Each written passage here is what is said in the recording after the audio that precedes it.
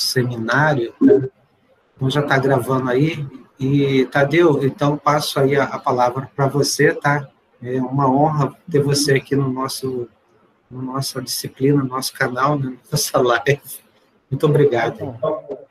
Obrigado, Gilney, pelo convite. Na apresentação,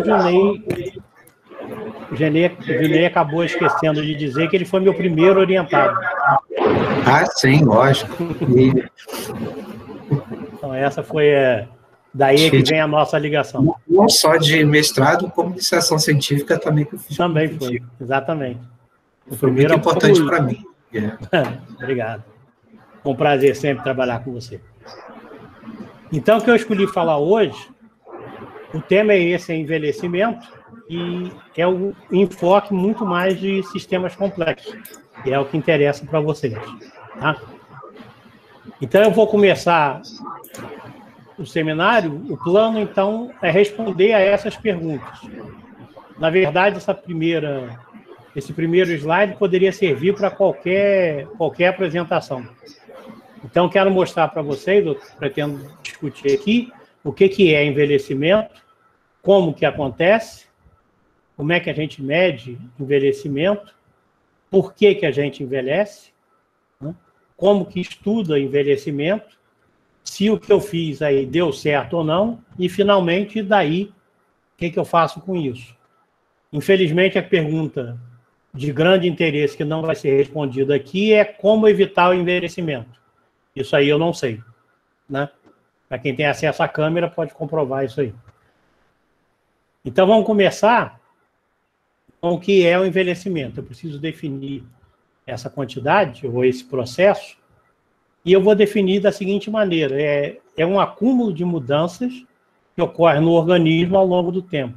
À medida que o tempo vai passando, o seu corpo vai se alterando, né? E é esse conjunto de mudanças devido à ação do tempo é que a gente chama de envelhecimento. Outro detalhe que vai ser importante eu colocar aqui desde o início é que o processo de envelhecimento que eu vou tratar aqui é para a imensa maioria das espécies que tem na Terra. Duas razões que são responsáveis por eu centrar aqui o estudo de envelhecimento de humanos. Uma é óbvia, porque a gente é humano, então seria de mais interesse, e outra é porque a estatística de envelhecimento é muito mais fácil encontrar em humanos. Você pode procurar na Bíblia, que tem registro de contagem de população, né? Desde há milhares de anos atrás. O mesmo não acontece com as outras espécies. A gente só se interessou em fazer essas medidas em termos de história da humanidade recentemente. Então, o que eu vou falar de envelhecimento se aplica, no momento, a envelhecimento de qualquer espécie, ou quase qualquer espécie. Há um termo também relacionado a envelhecimento, que é senescência, que esse já tem um aspecto mais negativo, que significa não só você muda, esse aqui seria mais politicamente correto. São as mudanças que ocorrem. Você muda. A senescência tem um sentido de deterioração. Quer dizer, você muda e muda para pior. Como esse conjunto de mudanças para pior acumulam, então isso poderia levar à morte, né, do indivíduo. Então, nós vamos optar aqui ser mais otimistas, né, e utilizar a primeira definição. Entre essas mudanças que ocorrem, por exemplo, é diminuição da capacidade de recuperação frente a qualquer dano. Os indivíduos de uma dada população, de uma dada espécie, apresentam sempre essa característica, quer dizer, cada vez mais é difícil se recuperar de algum dano, né, à medida que a idade avança. A capacidade reprodutiva, na maioria das espécies, ela diminui com a idade. Há casos, por exemplo, dos humanos, em que a capacidade de reprodução, no caso de mulheres, por exemplo, vai a zero mais cedo, na menopausa. Outra é indivíduos mais velhos, por causa dessa diminuição de capacidade de recuperação e no sentido de deterioração, apresentam em praticamente todas as espécies, menor mobilidade, menor capacidade de se mover, o que exige da população, depende da estratégia da população, cuidar ou não desses indivíduos mais velhos. O processo de envelhecimento ocorre em todos os seres vivos multicelulares. Aonde não ocorre são os seres muito primitivos, tipo bactérias e etc. Tá? Então, isso aqui é universal, é muito importante para a gente, nessa apresentação, notar isso. Tá? E, em geral, é bastante geral isso, esse processo de envelhecimento ocorre depois que o indivíduo atinge a idade da maturidade sexual, ou a idade que a gente é capaz de reproduzir. Envelhecimento ocorre mesmo em espécies protegidas, animais em zoológicos, né?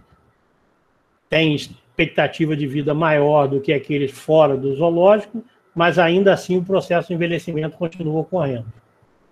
Ele tem causas moleculares, e por ocorrer em todas as espécies, além dessa idade, ocorrer mesmo em espécies protegidas, e por esse processo universal, é que a gente não pode considerar o envelhecimento como uma doença, embora tenha esse sentido de deterioração. Nenhuma doença tem todas essas características. Então, é um processo natural e que não deve ser visto como algo depreciativo, né, ou deteriorante, como a senescência leva a pensar.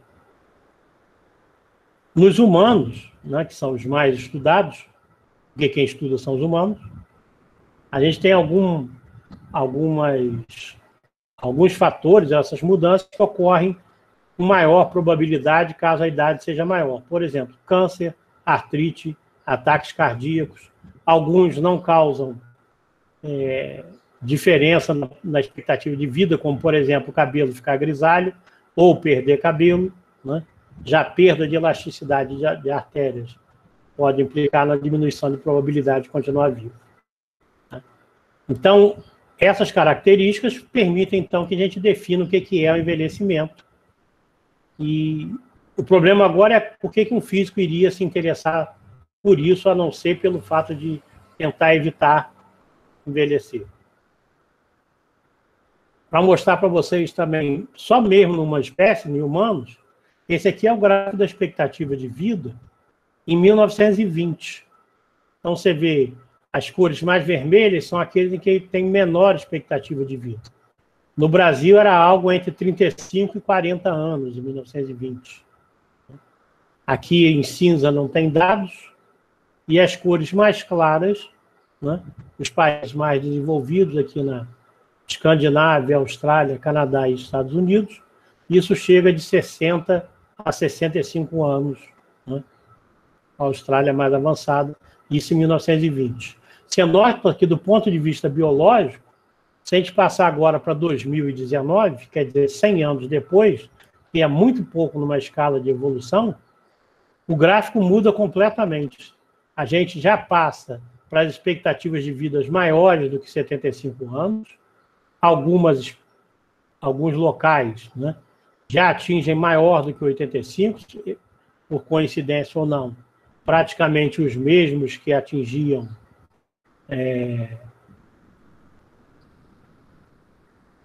que já eram avançados em 1920, há 100 anos a situação deles continuou melhorando. Aqui na América do Sul, você vê que o Chile tem um dado privilégio. Então, você vê que mesmo dentro de uma espécie, as características de envelhecimento variam bastante dependendo da geografia ou principalmente das condições de sobrevivência. As mais baixas aqui seriam aqui no meio da África, que é em torno de 55 a 60 anos, o mesmo que era a Austrália há 100 anos atrás. Então, agora que a gente conseguiu definir envelhecimento e definir para espécies generalizadas, eu quero mostrar agora como que acontece o envelhecimento do ponto de vista de um sistema dinâmico, não o que acontece dentro das suas células, porque lembra, a gente está tentando estudar isso do ponto de vista mais ou menos universal. Aqui tem um gráfico, esse gráfico é confuso, mas foi o melhor que eu consegui. De 1950 a 1997, aqui para homens e aqui para mulheres, quais eram as causas-morte mais importantes? Então, doenças cerebrovasculares eram as mais importantes em 50, teve um pico em 70, a partir daí começou a cair, até que por volta de 80, câncer nos homens, né, passou a ser a causa principal de morte. Tá, esses dados são para os americanos, né, que tem boa estatística nisso. As mulheres têm menor quantidade de causas, o câncer passou também as doenças cerebrovasculares um pouco depois de 80. Né? Você vê também, aqui, por exemplo, tuberculose tem menos, acidentes inesperados, os homens têm muito maiores que as mulheres. Né? Esses não devem ter causa biológica, são os não esperados. Mas os outros, você vê que do câncer o homem continua aumentando e da mulher, na verdade, diminui a chance de morte, né, de câncer ao longo do tempo. Tá? Doenças cerebrovasculares também para o homem diminui, para a mulher também, um aumentozinho por volta de 95. Então a gente nota que, mudando o país, muda muito a expectativa de vida, e no mesmo país a expectativa de vida muda porque algumas doenças passam a ser mais importantes que outras para determinar o que é a causa-morte. Outra relação aqui interessante, esse gráfico aqui é de 2 russos radicados nos Estados Unidos, mas que estudam bastante envelhecimento, pegando em algumas cidades as certidões de nascimento. Essa curva aqui é a idade em que a mãe morreu, tá? Vai de 35 a 105. E aqui é a diferença da idade em que a filha morreu comparado com a da mãe. Então, aqui 0 significa o caso em que a filha morreu na mesma idade que a mãe. Tá? Aí o que a gente nota é que aqui tem 2 comportamentos. Esse comportamento de reta, aonde a gente obtém para mães que morreram com menos de 70 anos ou menos, as filhas morrem com 70 ou um pouco menos, até 68. Tá? Para mães que sobrevivem mais de 70, as filhas morrem praticamente na mesma idade, que perto do 0. Mas aos 85 anos acontece algo interessante. Quando a mãe vive mais de 85, a chance da filha ultrapassar essa barreira também de 85 é maior ainda. Tá? E numa velocidade diferente da outra que parecia em torno de 0. Então tem algo genético, a mãe passa a idade da morte praticamente para a filha. Tá? Mas se a mãe passou de 85 anos, a filha consegue viver mais do que a mãe. Em dias. Aqui poderia ter alguns efeitos do tipo, cuidado de idosos pode ter melhorado, né, a partir em anos mais recentes, o que faz que filhas muito mais idosas conseguiram sobreviver mais tempo, etc. Tá? Mas tem algo interessante que sugere aqui fortemente que tem uma componente genética, porque tudo aqui está muito perto de 0, essa variação é de 2 a menos 2 anos.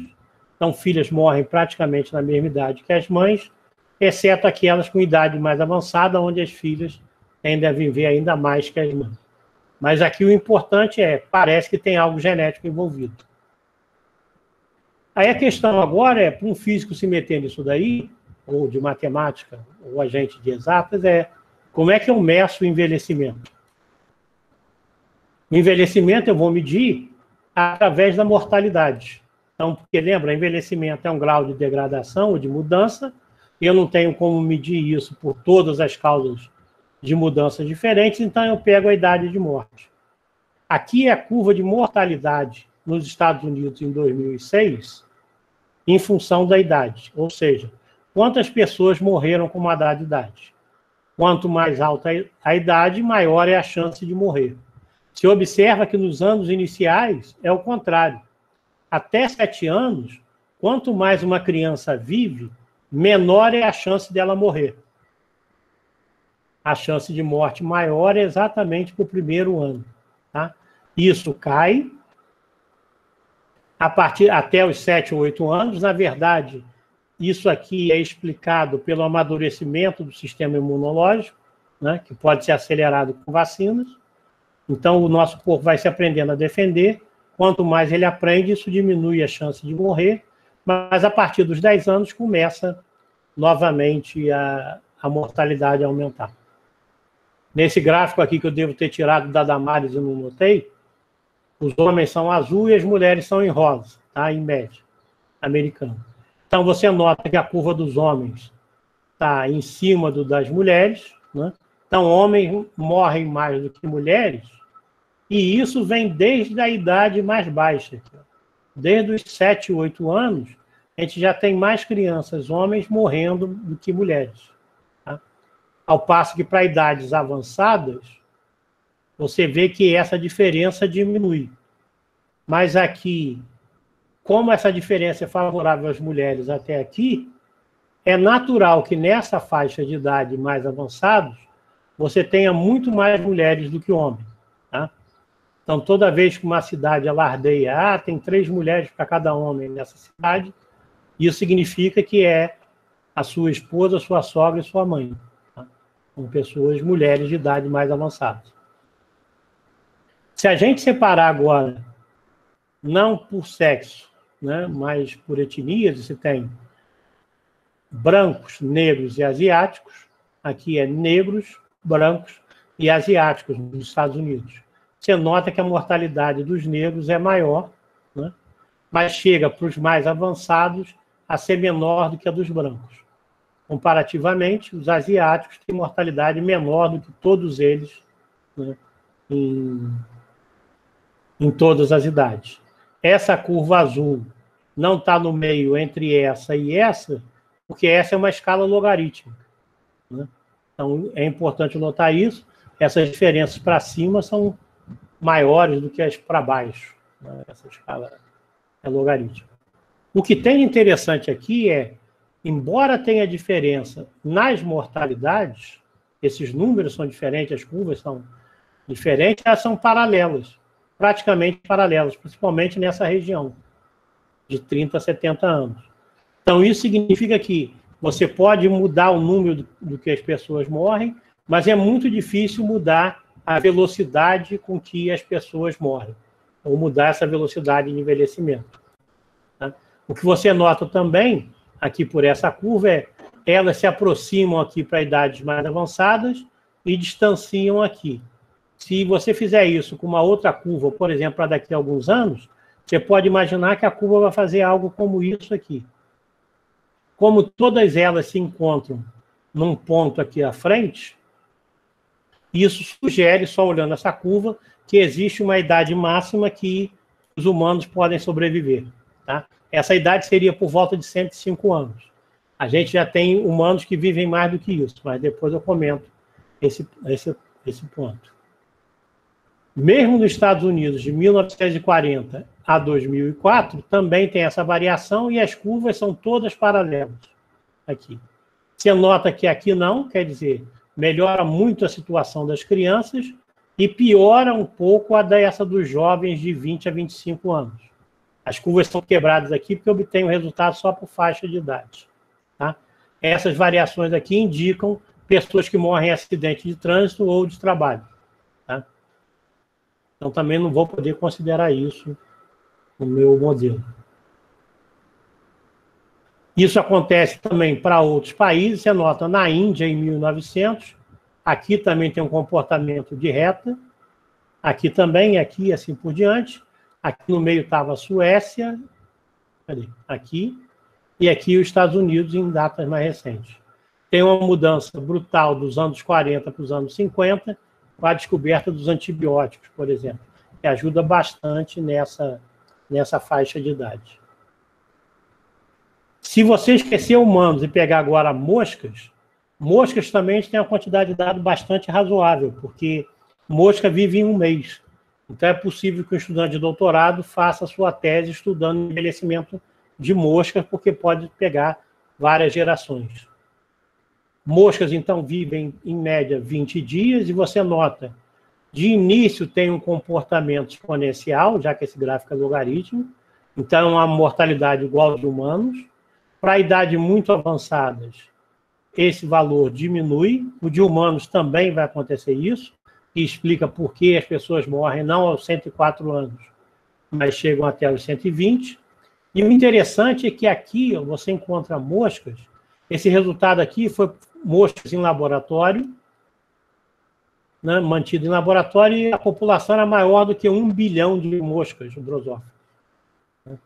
E você nota que, embora a expectativa média de vida seja 20 a 30 dias, tem moscas que vivem 180 dias, quase. 6 vezes a expectativa de vida. Que absurdo isso aqui para humano, né? E aqui a mortalidade praticamente fica constante e volta a aumentar no final. Vale lembrar que isso aqui é porque o gráfico é logarítmico, isso aqui é uma fração muito pequenininha das moscas que começaram. Do bilhão que começou, aqui já é 1%, toda essa curva, isso aqui é 1/1000%. Tá? Então, são super moscas, ou as ex-moscas, se preferirem. Tá?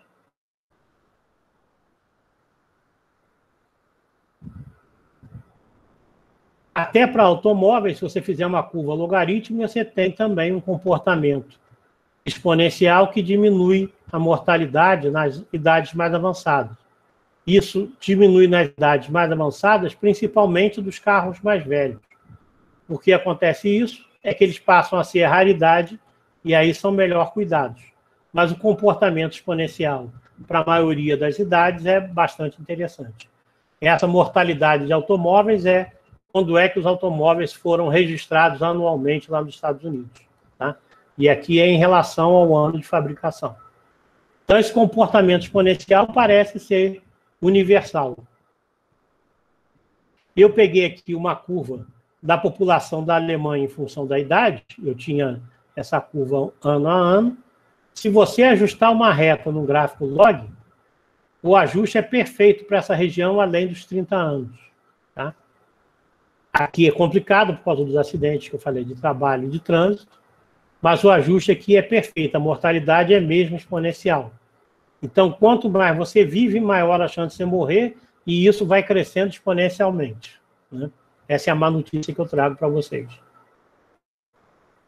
Se você pegar esse comportamento exponencial,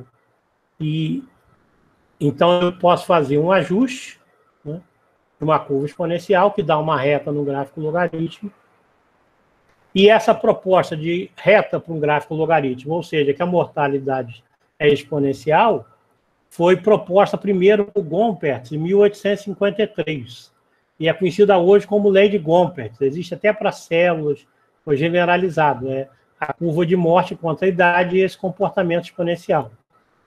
O interessante é que, apesar dessa descoberta dele em 1853, até alguns anos atrás, não tinha nenhum modelo que justificasse a mortalidade ser exponencial baseado em causas biológicas. Tá? Gompertz estava estudando isso aqui, não porque ele era biólogo ou outra área, mas é porque ele era de uma firma de seguros. E o que importa nos seguros é isso, qual é a probabilidade da pessoa morrer, para você poder calcular qual é o prêmio a ser pago, ou as taxas anuais, etc.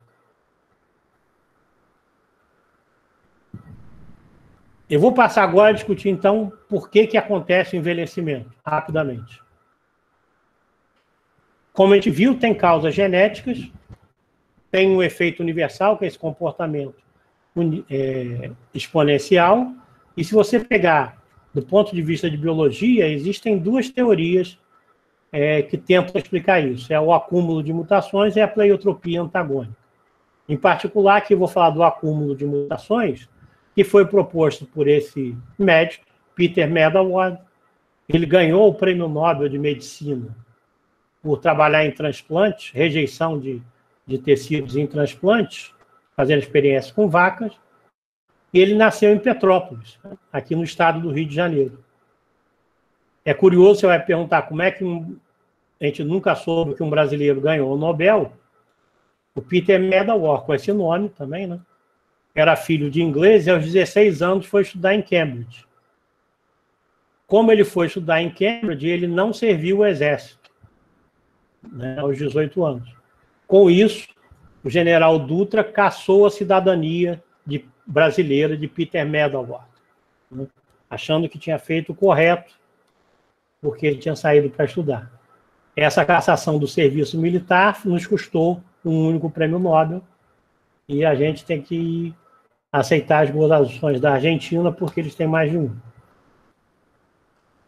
O acúmulo de mutações, então, segundo o Medawar, é o seguinte: você, à medida que você vai vivendo, doenças vão aparecendo, tá?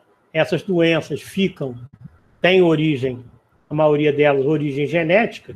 O importante não é se você tem o código da doença no seu código genético, mas quando é que essa doença se manifesta. Se ela manifestar muito cedo, a tua chance de morrer antes de reproduzir é maior. E se você morrer antes de reproduzir, você não passa essa informação para gerações seguintes. Tá? Só as doenças que acontecem depois que você já reproduziu, vai ser passada para o seu filho e elas permanecem na população. Não tem pressão evolutiva para limpar essas doenças. Por isso que elas se acumulam no final da vida e isso levaria ao envelhecimento. A outra teoria é bastante semelhante, é a pleiotropia antagônica, que diz o seguinte: você pode ter um efeito genético que tenha dois efeitos, na verdade, um bom e um mau. Então, por exemplo, se você pegar a anemia falciforme que tem na África, que é comum na África, ela pode matar as pessoas de anemia e isso seria ruim. Por outro lado, quem tem esse tipo de anemia não sofre malária. Então, é vantajosa. Então, ela tem uma vantagem e uma desvantagem. Como que ela permanece, essa informação genética, que tem vantagem e desvantagem, como permanece no nosso genótipo? O importante é que a vantagem venha antes. Se a vantagem venha antes, você consegue reproduzir e passa essa informação. Se a desvantagem vem antes, aí você diminui a chance de estar vivo, diminui a chance de reproduzir e essa informação não é passada à frente. Então, a idade de reprodução de uma dada espécie é determinada pela evolução de maneira que a maioria das mutações devem se concentrar, a maioria das mutações ruins devem se concentrar depois da idade de reprodução e as melhores aconteçam antes da idade de reprodução. Aqui tem um texto grande, mas é porque em 1993 teve esse artigo de uma bióloga e um biólogo na Nature, dizendo que tem essas duas classes de explicações do ponto de vista da evolução para o envelhecimento. Ou os organismos podem ter evoluído para pegar essa história de vida ótima, que é escolher a idade de reprodução melhor, no sentido em que tudo que acontece, tudo que te dá vantagem na vida mais tarde, deve ser sacrificado por conta daquela que te dá vantagem antes, para que você reproduza antes e com maior probabilidade de sobrevivência. Mas poderia ser também esse acúmulo de mutações deletérias ou mutações ruins, porque essa seleção ocorre mais tarde na vida, né, e vão acabar se acumulando, fazendo uma carga maior lá. E o que acontece é que cada vez que você faz um experimento de envelhecimento, a explicação é dada por uma dessas teorias. Quer dizer, a gente não pode dizer que as duas estão certas ou que as duas estejam erradas. Né? Aliás, as duas podem estar certas ou erradas, mas não necessariamente são únicas, ou uma é oposta à outra. Pode acontecer os dois efeitos. Aqui eu tenho 3 trabalhos. Um fala das mutações no DNA agravando o envelhecimento e causando danos cerebrais que podem ter a ver com o acúmulo de mutações. A outra é um outro experimento com drosófila, também com as mosquinhas, mas que fala da resposta do sistema imunológico e que parece ter a ver com pleiotropia antagônica. Tá? Então, são 2 teorias que, ora um experimento diz que é uma, ora outro experimento diz que é outra. e a gente não sabe qual é a importância relativa de um ou outro. Então, aí, tudo isso foi o que motivou, esse trabalho foi de 93, que eu citei, foi que motivou o desenvolvimento do modelo, então, que eu fiz em 94, e que foi publicado em 95, então está fazendo aí 25 anos, é o jubileu. E para você ter uma ideia, esse é o título do artigo que foi publicado na época. O abstract tinha 2 linhas, porque eu não tinha a menor ideia do que isso podia representar. Então, era um trabalho que eu achei que era mais útil. A ideia aqui é fazer um modelo para envelhecimento biológico. Aqui a gente chama envelhecimento biológico, parece um pleonasmo, é porque isso foi publicado no Journal Statistical Physics.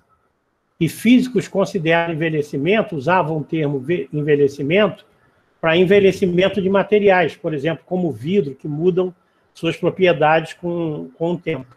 Tá? Então, a gente começou a distinguir o que é envelhecimento biológico e o que é envelhecimento físico. Esse aqui é um modelo baseado em agentes, que já deve ter visto aí na disciplina de sistemas complexos, ou seja, não tem as equações diferenciais, mas eu vou tratar cada indivíduo diferentemente e tento ver na população o que aconteceu no final. Então, você imagina que esse aqui é um indivíduo. Vou explicar direitinho o que significa cada um desses quadradinhos. Cada quadradinho desse é um ano na história de vida desse indivíduo. Um ano se ele for humano. Mas você pode considerar que isso aqui seria 10 anos. 10, 20, 30, 40, 50, 60, 70, 80 anos, por exemplo. Eu não estou muito preocupado com essa escala de tempo, porque a ideia ambiciosa aqui é fazer um modelo de envelhecimento que sirva para todas as espécies. O que vai significar tempo aqui depende de cada um. Para homens, para humanos, é da ordem de anos, para mosca, da ordem de dias. Tá? Dependendo da mosca, pode ser da ordem de horas, e assim por diante. No caso de árvores, isso aqui é centenas de anos. Então, eu quero ver envelhecimento de tudo isso. Então, o que acontece aqui, né, seguindo a ideia do Medawar, então eu vou fazer um modelo que é unicamente baseado em uma das 2 teorias. Para que serve? Se ele conseguir explicar algum fenômeno, a gente bota a culpa na teoria do Medawar, de acúmulo de mutações. Se ele falhar nessa explicação, provavelmente o efeito que ocorre é o efeito de pleiotropia antagônica. Então, eu consigo quantificar qual é a importância de uma teoria, de uma hipótese ou de outra, ou da teoria de outra, no caso de envelhecimento. Cada quadradinho desse é um ano, e aonde o quadrado estiver preenchido, significa que você vai sofrer os efeitos de uma doença que está no seu código genético. E você vai sofrer nessa idade. Eu vou contar daqui para cá, tá? 0, 1, 2, 3, 4, 5, 6, 7. Igual a gente escreve números. Né? Essa é a unidade, dezena, centena, assim por diante. Então, esse indivíduo aqui, ele tem 0, 1, 2, 3, 4, tem uma doença na idade 4, 5, 6, 7, e outra doença na idade 7. Isso está determinado no nascimento dele. Ele nasceu assim, mas ele não sabe que isso vai acontecer nessa idade nem nessa, embora já esteja determinado deterministicamente, né, ou definitivamente. Então, ele vive o primeiro ano, então não sofreu doença nenhuma, vive o segundo, o terceiro e o quarto, e aqui viveu uma doença. Tá? Até aí tudo bem. O que eu vou fazer nesse modelinho, nesse parâmetro da minha simulação, que eu posso variar, é o indivíduo vai morrer na segunda doença que ele tiver. Eu não sei em que idade, mas quando ele tiver a segunda doença, ele morre. Então, ele viveu até essa idade. Tá? Por acaso, eu escolhi aqui, essa idade vai ser a idade de reprodução dele. A partir daqui, ele está apto a reproduzir. O que significa isso? Significa que ele vai gerar um filho, deixa eu voltar aqui, esse é o indivíduo, ele vai gerar um filho que é idêntico a ele, exceto por um quadradinho, tá? Aonde o quadrado que eu escolhi, aqui no caso foi o primeiro. Se o quadrado for vazio, passa a ser preenchido, e se for preenchido, ele passa a ser vazio. Isso é uma mutação nesse que seria esse genoma temporal do indivíduo. Tá? Então, o filho é diferente do pai por um quadradinho só. Só um ano é diferente. Se o indivíduo morre quando tem 2 mutações, esse filho gerado com a mutação no primeiro ano chega no máximo até essa idade R. Tá? Enquanto o pai pode viver mais, pode viver mais e vai morrer nessa idade aqui, 4, 5, 6, 7. Tá?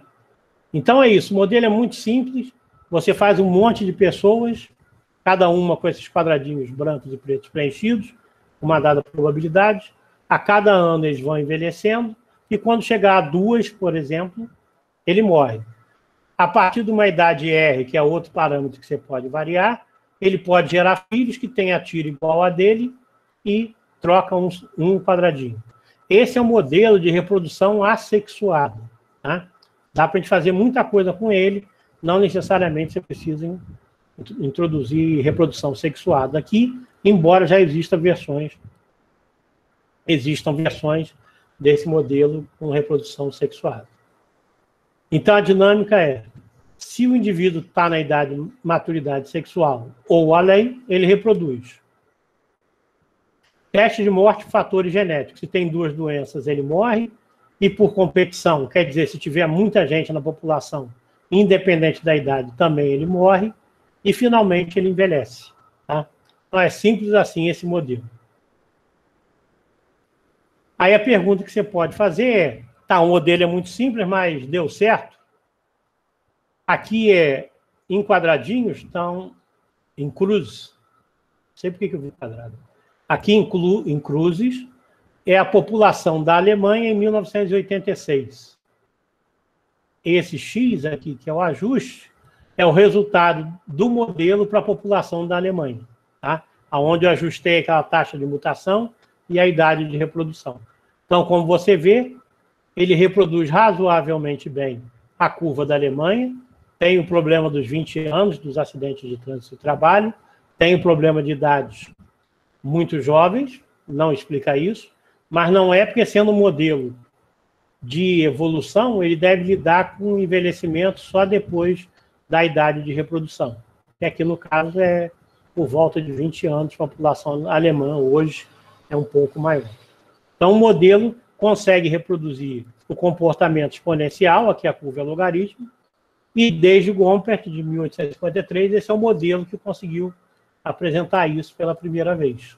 Tá? Um modelo puramente teórico ou computacional que conseguiu reproduzir isso e baseado unicamente numa hipótese de envelhecimento biológico, que é a hipótese do acúmulo de mutações.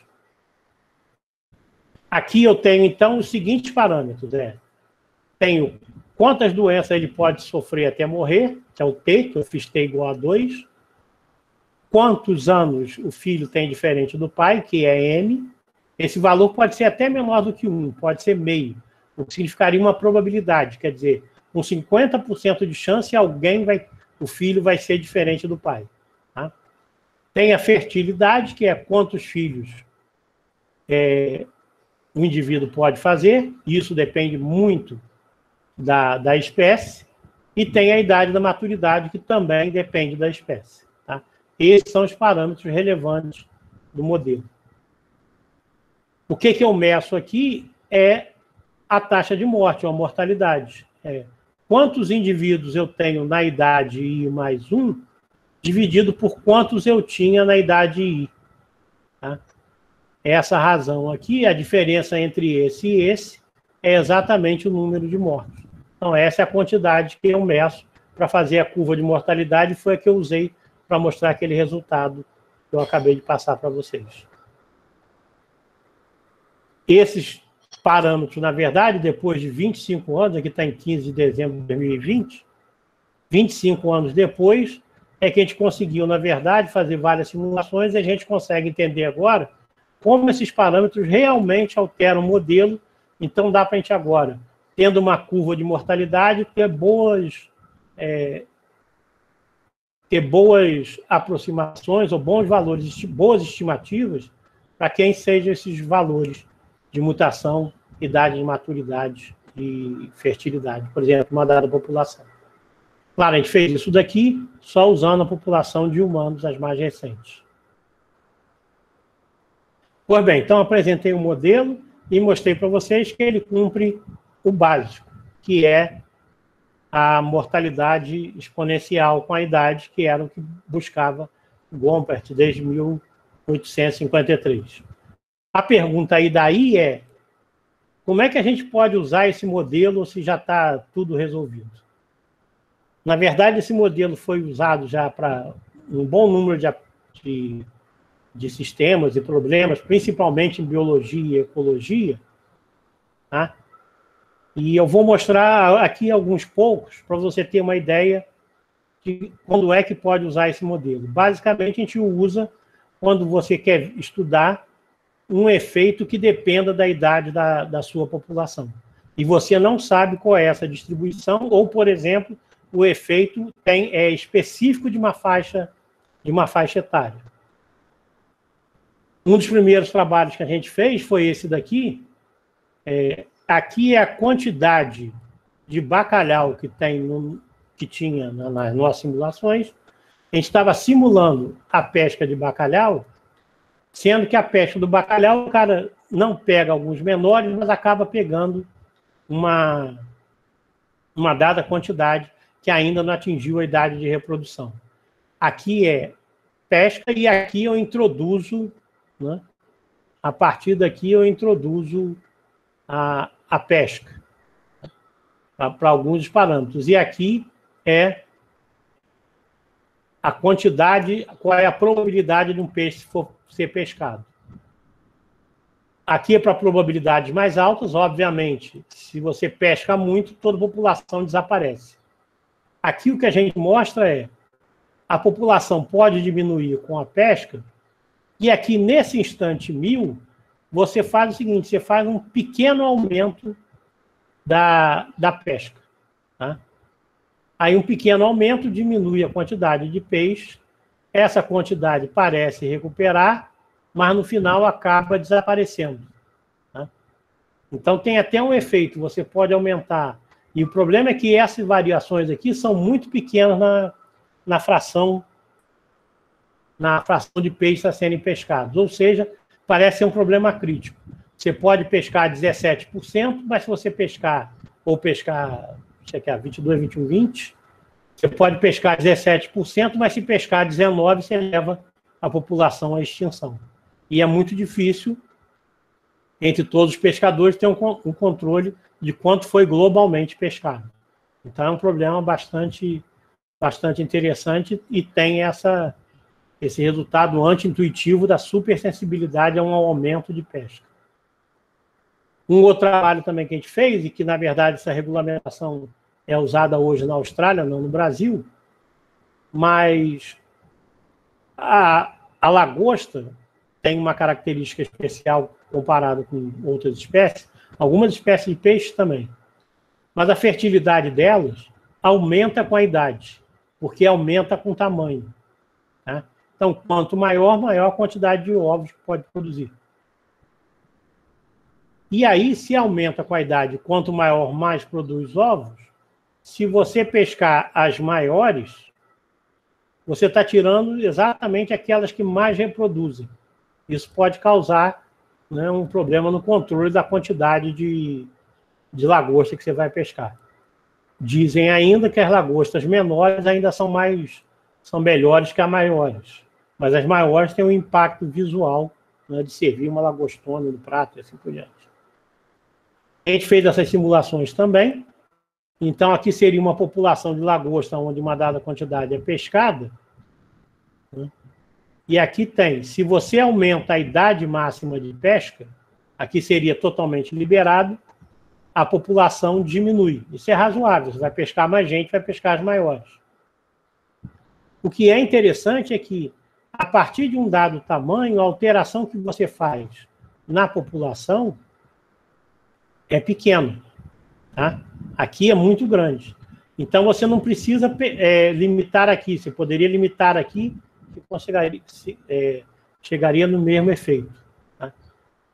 Aí eu peguei aqui qual é o estoque disponível para pesca. O estoque disponível é a gente faz aquela aproximação que os físicos gostam, a gente usa lagosta cilíndrica, tá? E aí eu calculo qual é o peso de cada lagosta, que é proporcional à idade. O estoque, então, seria a quantidade de quilos de lagosta, não o número. Tá? A quantidade do quilo de lagosta em função da idade máxima de pesca é, se você pesca muito antes da idade de reprodução, você acaba com a população, se deixa reproduzir, a quantidade vai aumentando, tá? Mas se você começa a pescar maiores, essa quantidade diminui. Opa, por esse efeito que eu tinha falado, né? As maiores são as mais velhas e são as que reproduzem mais, aguentam maior quantidade de ovos. Então, o ideal para ter a maior quantidade de lagosta sendo pescada todo ano é que você tenha uma idade máxima de pesca. Não deixe pescar, por acaso, as lagostas grandes demais. Um outro trabalho que nós fizemos já foi para simular o efeito da tuberculose em populações, por exemplo, na África, onde os efeitos não só da tuberculose, mas do tratamento, também dependem da idade. A resposta aos tratamentos são melhores no pessoal mais jovem. E o outro problema é que, sem tratamento, os mais jovens vão ser... podem ser também eliminados, é a maior fração da população, e com isso a força de trabalho cai bastante. A simulação que a gente fez, então, foi numa rede quadrada, tá? Onde você tem, primeiro, uma quantidade de pessoas que portam o vírus, o bacilo da tuberculose, que hoje em dia, no mundo, é cerca de 1/3 da população, quer dizer, de cada 3 pessoas, uma possui isso, mas não necessariamente desenvolve ou transmite a doença. Então, a gente faz aquela simulação por agentes na rede quadrada, né, onde tem contato, pode ter... Aqui você não vê grupos muito grandes, porque existem contatos também de longa distância entre pessoas. Por exemplo, não só na mesma casa, mas podem estar em trabalhos diferentes, ou trabalhos iguais. E aí se contaminam e geram... Essa pessoa, na verdade, está perto dessa. Então, é tipo dessa uma simulação que a gente faz. E a gente observa não só a incidência... Aqui é a incidência com ou sem tratamento, como o tratamento só é aplicado depois que o indivíduo contrai a doença, então não muda nada, que é o que ele tentou mostrar com esse gráfico. Por outro lado, as mortes com os tratamentos, né?